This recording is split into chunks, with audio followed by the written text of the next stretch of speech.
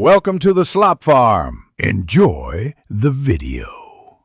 You start by confirming what kind of keyboard you have and why that matters. Bluetooth gives wireless convenience while wired uses OTG hardware.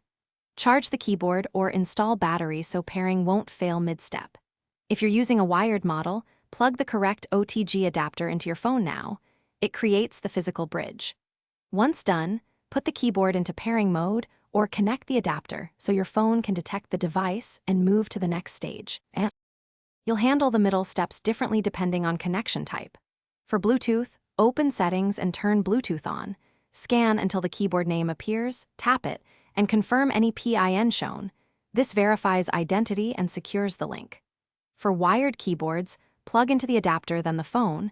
Accept USB accessory permissions so the system recognizes it.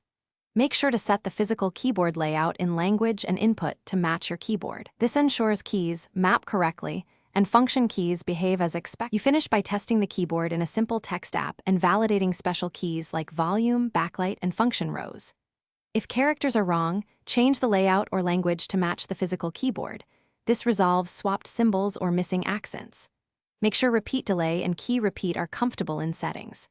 If something goes wrong, try one practical troubleshooting tip.